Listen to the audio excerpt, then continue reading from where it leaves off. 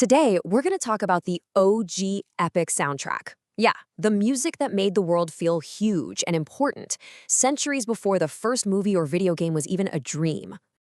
You know that feeling, right? You're deep into a game, exploring some huge world, or you're watching an insane fantasy battle, and that soaring choral music kicks in. It just feels ancient, powerful, almost heavenly. It gives you legit chills and makes the whole thing 10 times more epic.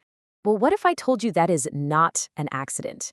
Modern composers are basically using a secret recipe that was perfected hundreds and hundreds of years ago, back in the Renaissance, a time when music was literally designed to make you feel like you were hearing something divine. So to really get this secret recipe, we need to do a quick time jump. Let's fire up the time machine and head back to the Renaissance to figure out what made that sound so heavenly. Now, this wasn't just some flash in the pan. It was a huge era, stretching all the way from the 1400s to the 1600s. And during this time, music just went through this massive evolution. In the 15th century, composers unlocked these key skills, like polyphony and harmony. And by the 16th, bam, they hit the golden age of sacred music, creating sounds that are still just as powerful today. And to get how big of a level up this was, think about it like this. Medieval music, the stuff that came before, was kind of like a solo quest, mostly one simple melody line. But Renaissance music, oh, that was a full-on multiplayer raid. All of a sudden, you've got multiple complex voices all working together to create something totally rich, harmonious, and just packed with emotion. So what was this big power-up they unlocked? What was the secret ingredient that made everything sound so much richer? Well, it all comes down to one core concept.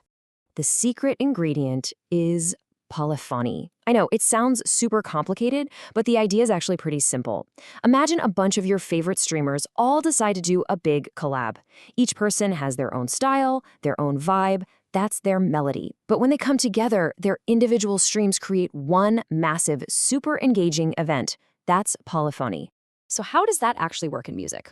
Okay, let's go back to our multiplayer raid. You start with one player, that's your main singer, laying down a smooth melody. Then you add a second player with their own unique melody that just fits perfectly. Then a third and a fourth. Each one is a hero doing their own thing, but it's all designed to weave together.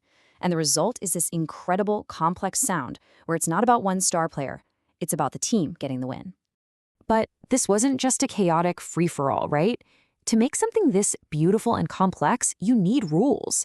Think of it like a video game. There was a rule book that every single composer had to follow to make it all work. And who was the main game developer setting all these rules? Well, it was the church. See, back then, the church was basically the biggest sponsor for musicians. They paid for almost all of this epic music we're talking about, and they had a very clear vision. They set the quests, like the religious texts that had to be sung, and they set the rules for how the music had to sound. And here's what that rulebook kind of looked like. The main goal was just beauty and balance.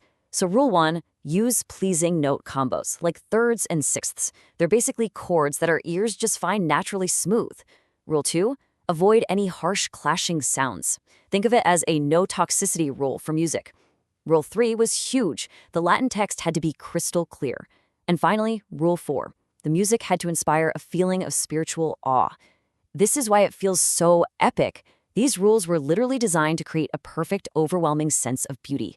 So, who were the masters of this game? Who were the musical rock stars who totally perfected this sound? Let's meet the A-team. Okay, these guys were absolute legends. You had Josquin des Prez, who was the master of emotional music.